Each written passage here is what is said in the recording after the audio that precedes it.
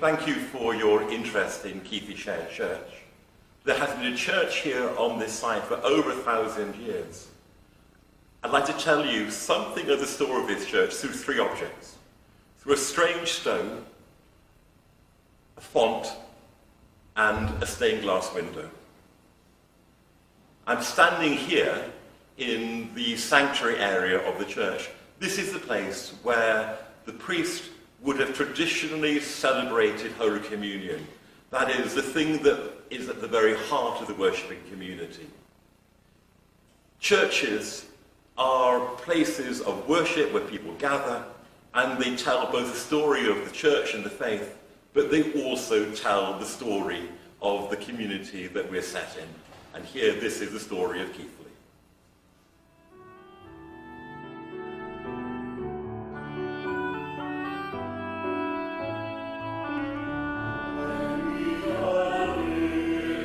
We're not entirely sure what this stone actually is. It might be a gravestone, or it might be the original preaching cross for the church, or it might be referring to the original preaching cross for the church. The strange 4 circles at the top, you can find them somewhere else in our town. If you go just outside of the church, there is the medieval market square cross. And on the top of that cross, you will also see these 4 circles. So this might be a representation of the preaching cross, the market cross, or the market cross might be referring to what this is referring to. We're not sure. What we do know about churches in their origin is originally there would have been a wandering preacher, would have come into a community, would have set up a wooden cross, and would have started talking, and people would have gathered. And then these wooden crosses would have been made into stone crosses, and they often will tell something of the story of the Christian faith. You might see symbols of the 4 evangelists, for instance, and they would combine with the story of the place. And I'm wondering if these 4 circles are in some way referring to the 4 evangelists of the Gospels. After a time, people would have said, it's a bit wet here, especially in Keighley. We know it rains a lot in Keighley. And so a wooden covered space would have been created for people to worship in, a wooden church. Now, we know that Keighley was mentioned in the Domesday Book. We also know that there was a church on this site from the 12th century. What this strange stone may represent is that earlier period of the church in Keighley, when there was a worshipping community here. And there are hints and clues that this may have been a Saxon church community. There's also a clue that there may well have been a Celtic British community somewhere here in Keighley as well, in the name Exley Head. But this remains here, a sign that this church has been stood on this ground, on this site, for a long period, and the people have been worshipping God in this place for many, many years, maybe over 1,000 years. So now we're moving from the stone to the font. Font is the place where people, children, adults, are baptized. We also talk about christening. It is the same thing. It is the awakening of the life of Christ within somebody. It is being born to become a member of the church community, to be born from above, born again. Baptism takes place here around the font. This isn't the original font for the church.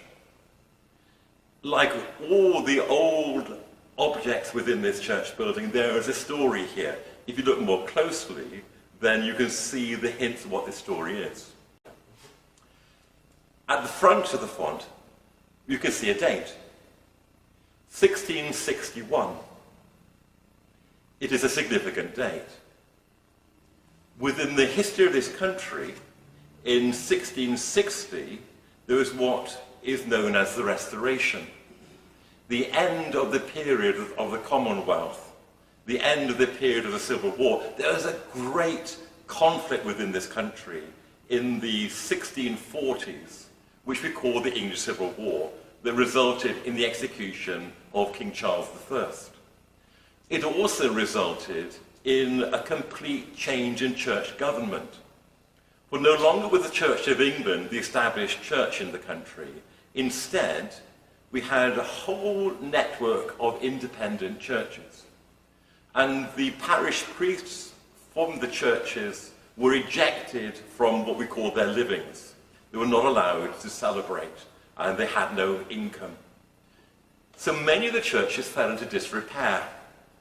But we also had people who felt that churches should be stripped away from all things that spoke of an alien faith, something that wasn't what they thought was godly. As a result, the original parish church font, where people had been baptized, babies had been baptized for hundreds of years, would have been smashed up and taken away. Part of the reason why they thought it was superstitious is because people used to come in and take the water that was in the font, which they said was holy water, in order to bless themselves and to heal themselves. There'd be all sorts of things associated with the water of baptism.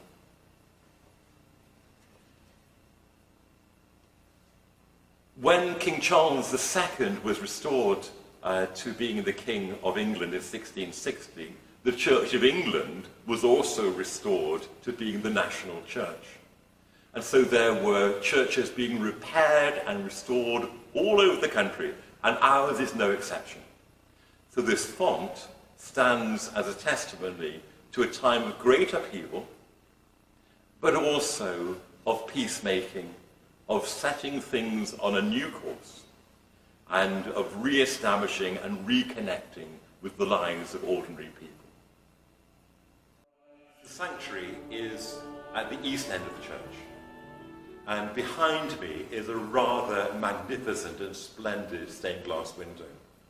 Stained glass windows have a long tradition within the church as a way of telling the story of faith using light and colour. It was especially important when people couldn't read or write. So you tell the story through images and pictures. If you look closely at the window, you can see at the very heart of it, the very central figure is an image of Jesus. It's not the normal image of Jesus that we're used to seeing, of Jesus on the cross or Jesus walking in the Galilee, sharing the gospel with the ordinary people. Instead, you have an image of Jesus with a crown. And so the sense is of Jesus enthroned in heaven. And the people who put this stained glass window were very keen to communicate and share this idea of Jesus at the very centre of our life, enthroned in our hearts. I think that's part of what the image is here about. And all around him, you can see he's Jesus in heaven. Why do we think he's in heaven? There are lots of angels up there. They're the ones with the golden wings. And they're all reflecting the story of Jesus, the person of Jesus. Immediately below Jesus, and you can see the words, "Thou art the King of glory, O Christ," just to underline the enthroned Jesus, the enthroned Christ.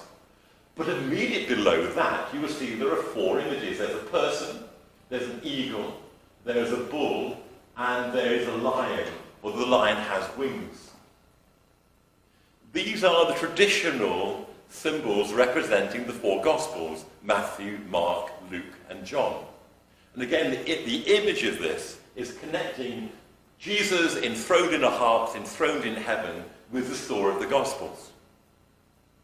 And then around, gathered below heaven, which will be earth, you can see the story of this town and this country, given a slight medieval twist, because they were quite in the Victorian period to be evoking their medieval past. You can see these figures, and will be people who will be apostles, there are kings, there are probably someone here in the woman's face that may well be healed of Whitby. I think there's a pope in the corner with the triple crown, there's a bishop, and then there are other figures all around. And there's a couple of angels playing musical instruments. And what's being evoked here is that this is a place of worship. Just as heaven is a place of worship, here heaven comes to us on earth and we join and share in the worship of heaven. That's what we do when we gather Sunday by Sunday, day by day, to worship in church.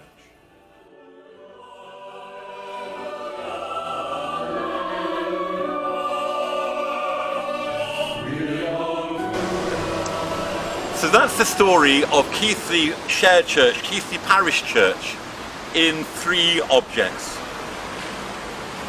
The preaching cross, the font, and the stained glass window. The story of this church continues. People worship here. People of Keighley gather in this church and they worship God as they've done so for over 1,000 years. And the church has grown in our town so that there are many other churches here where people worship in this way. The Anglican parish of Keighley, which is this church here, which is shared with the Methodists, All Saints Highfield Lane, St Mark's Utley, and St Barnabas Waite's Brow. And there is also the parish church of St John's. And there is a coda to our story. This church you see behind me, when it was being built, the congregation had to worship somewhere. So where they worshipped was in one of the other newer Anglican churches of the town, which is St John's in Ingrove. And the church gathered there, were welcomed, and the story of that church continues, which my colleague, the Reverend Tracy Raystrick, will share with you.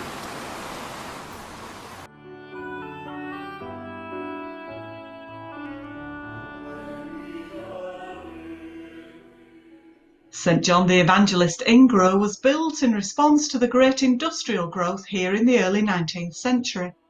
The building and churchyard are rich with memorials to the generations of Keighley people whose hard work sent wool, steel and manufactured goods right across the world and continue to do so. Just as in the 1840s when St John's welcomed in the displaced congregation from the parish church, our recent project creating new facilities in this heritage building ensures that welcome remains at the very heart of the life of St John's, welcoming people to worship week by week, marking special moments, the birth of a new baby, the loss of a loved one. St John's continues to serve.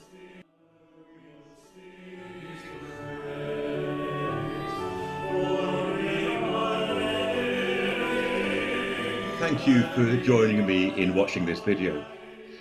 I hope you have found it interesting and engaging. Churches are extraordinary places, and there is so much more of the story of this church that I could share with you. I mean, one story I didn't share was what happened to the original medieval parish church. Well, what actually happened was the town grew, and as it grew, the needs of the church changed. And they needed a much bigger church to match a much bigger town. Because they thought, we can have everyone gathering in the same place. So what they did was they tried to knock the church down. But it was so well built, they had to use gunpowder and they blew it up. So they built another church. But sadly, the church that they built then was so badly and shoddily built, they had to knock it down within about 30 or 40 years. And the present church building is the one that was built to replace that building. In this church, the story of faith continues. The story at the very heart of this church, which is about God's love and compassion and justice and generosity shared with us in the story of Jesus. And so we keep on telling the story of faith in the church, we keep on worshipping and engaging this story with the story of our town. And that's what churches are about.